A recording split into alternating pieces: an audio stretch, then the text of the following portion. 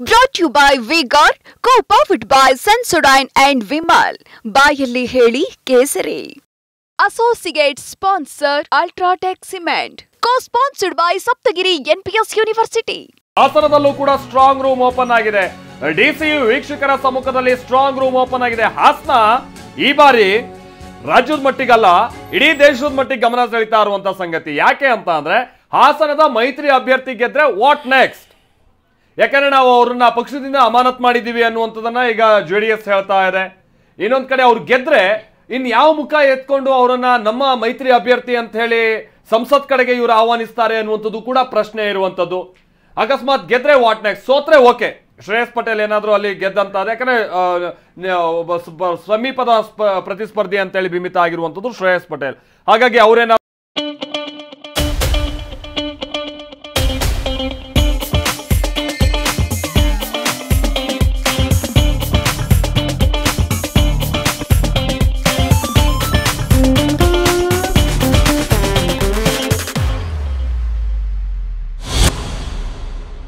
ಅಲ್ಲಿ ಗೆದ್ರೆ ಅಲ್ಲಿ ಏನ್ ಸಮಸ್ಯೆ ಇಲ್ಲ ಅಂದ್ರೆ ವಿಚಾರ ಹೇಳ್ತಾ ಇರುವಂತದ್ದು. ಅಕಸ್ಮಾತ್ ಪ್ರಜ್ವಲ್ ಗೆದ್ರೆ ಇಲ್ಲಿ ಸಮಸ್ಯೆ ಉಂಟಾಗುವಂಥದ್ದು ಎರಡೂ ಪಕ್ಷಗಳಿಗೆ ಸಂಬಂಧಪಟ್ಟಂಗೆ ಬೇರೆ ಬೇರೆ ಲೆಕ್ಕಾಚಾರ ಹಾಕೋದಕ್ಕೆ ಅನಿವಾರ್ಯ ಆಗುತ್ತೆ. ರಾಮನಗರದಿಂದ ನಮ್ಮ ಪ್ರತಿನಿಧಿ ಸುನಿಲ್ ನೇರ ಸಂಪರ್ಕದಲ್ಲಿ ಜಾಯಿನ್ ಆಗ್ತಾ ಇದ್ದಾರೆ. ಬೆಳಗಾವಿಯಿಂದ ನಮ್ಮ ಪ್ರತಿನಿಧಿ ಸಹದೇವ್ ನೇರ ಸಂಪರ್ಕದಲ್ಲಿ ಜಾಯಿನ್ ಆಗ್ತಾ ಇದ್ದಾರೆ.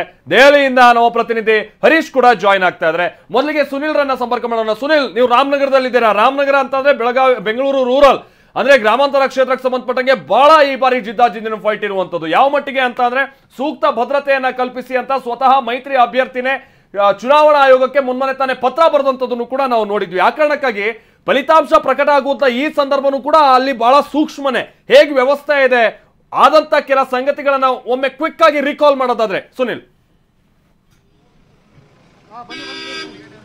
ಖಂಡಿತ ಮಾಲ್ತೇಶ್, ಏನು ಬೆಂಗಳೂರು ಗ್ರಾಮಾಂತರ ಲೋಕಸಭಾ ಕ್ಷೇತ್ರದ ಮತ ಎಣಿಕೆಗೆ ಕ್ಷಣಗಣನೆ ಆರಂಭವಾಗಿದೆ.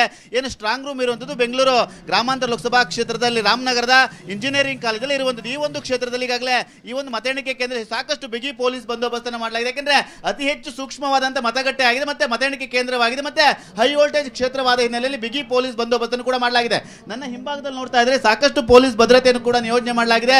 700 ರಿಂದ 800 ಪೊಲೀಸರನ್ನ ನಿಯೋಜನೆ ಕೂಡ ಮಾಡಿರುವಂಥದ್ದು. ಸುಮಾರು 20ಕ್ಕೂ ಹೆಚ್ಚು ಇನ್ಸ್ಪೆಕ್ಟರ್ಗಳಾಗಬಹುದು SP ಅವರ ನೇತೃತ್ವದಲ್ಲಿ ಬಿಗಿ ಪೊಲೀಸ್ ಬಂದೋಬಸ್ತನ್ನು ಕೂಡ ಮಾಡಿದ್ದಾರೆ. ಯಾವಾಗ ಇಲ್ಲಿನ ಒಂದು ಅಭ್ಯರ್ಥಿಗಳ ಹೆಸರು ಘೋಷಣೆ ಆಯಿತು ಆ ಒಂದು ಕ್ಷಣದಿಂದಲೂ ಕೂಡ ಸಾಕಷ್ಟು ಹೈ ವೋಲ್ಟೇಜ್ ಕ್ಷೇತ್ರವಾಗಿದೆ, ಜಿದ್ದಾಜಿದ್ದಿನ ಕಣವಾಗಿದೆ. ಅದು ಕೂಡ ಪ್ರಮುಖವಾಗಿ ಕುಮಾರಸ್ವಾಮಿ ಆಗ್ಬೋದು, ಹಿಂದೆ ಮೊನ್ನೆ ಡಾಕ್ಟರ್ CN ಮಂಜುನಾಥ್ ಅಭ್ಯರ್ಥಿಯವರು ಕೂಡ ಇಲ್ಲಿ ಒಂದು CRPF ತುಕಡಿಯನ್ನು ಕೂಡ ಹಾಕಬೇಕಾಗುತ್ತೆ ಅನ್ನೋ ಒಂದಿಷ್ಟು ಮಾತುಗಳು ಕೂಡ ಹೇಳಿದ್ರು. ಯಾಕೆಂದ್ರೆ ಸಾಕಷ್ಟು ಹೈ ವೋಲ್ಟೇಜ್ ಕ್ಷೇತ್ರವಾದ ಹಿನ್ನೆಲೆಯಲ್ಲಿ ಬಿಗಿ ಪೊಲೀಸ್ ಬಂದೋಬಸ್ತನ್ನು ಕೂಡ ಮಾಡಿಕೊಂಡಿರುವಂಥದ್ದು. ಯಾವುದೇ ರೀತಿಯ ಅಹಿತಕರ ಘಟನೆಗಳು ನಡೀಬಾರದು ಅಂತೇಳಿ ಹೆಚ್ಚಿನ ಪೊಲೀಸ್ ಭದ್ರತೆಯನ್ನು ಕೂಡ ಈ ಒಂದು ಮತಗಟ್ಟೆಯಲ್ಲಿ ಮಾಡಿಕೊಳ್ಳಲಾಗಿದೆ. ಯಾಕೆಂದ್ರೆ DK brothers versus DK HDK ಅವರ ನಡುವೆ ನಡೆದಂತ ಈ ಒಂದು ಏನು ಚುನಾವಣೆ ಎಂದೇ ಸಾಕಷ್ಟು ರಣರೋಚಕವಾಗಿದೆ. ಆ ಒಂದು ಹಿನ್ನೆಲೆಯಲ್ಲಿ ಮತ ಎಣಿಕೆ ಆರಂಭಕ್ಕೂ ಈಗಾಗಲೇ ಬಿಗಿ ಪೊಲೀಸ್ ಬಂದೋಬಸ್ತನ್ನು ಮಾಡಲಾಗಿದೆ. ಪ್ರತಿಯೊಬ್ಬರನ್ನು ತಪಾಸಣೆ ಮಾಡಿ ಒಳಭಾಗಕ್ಕೆ ಕಳಿಸ್ತಾ ಇರುವಂಥದ್ದು. ಈಗಾಗಲೇ ಕಾರ್ಯಕರ್ತರಾಗಬಹುದು, ಮುಖಂಡರು ಕೂಡ ಸಾಕಷ್ಟು ಜನ ಈಗಾಗಲೇ ಬಂದಿರೋ ದೃಶ್ಯಗಳು ಕೂಡ ಕಂಡು ಬರ್ತಾ. ನನ್ನ ಮುಂಭಾಗಕ್ಕೆ ನೀವು ನೋಡ್ತಾ ಹೋದ್ರೆ ಈಗಾಗಲೇ ಸಾಕಷ್ಟು ಜನ ಎರಡೂ ಪಕ್ಷದ ಕಾರ್ಯಕರ್ತರು, ಮುಖಂಡರು ಕೂಡ ಈಗಾಗಲೇ ಧಾವಿಸಿರುವಂಥದ್ದು, ಏಜೆಂಟ್ ಕೂಡ ಧಾವಿಸಿರುವಂಥದ್ದು.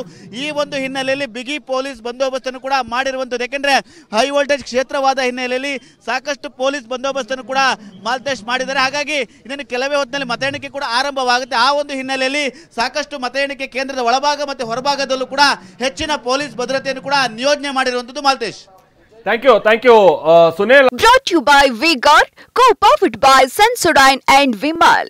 ಬಾಯಲ್ಲಿ ಹೇಳಿ ಕೇಸರಿ. Associate sponsor Ultratech Cement. Co-sponsored by Saptagiri NPS University.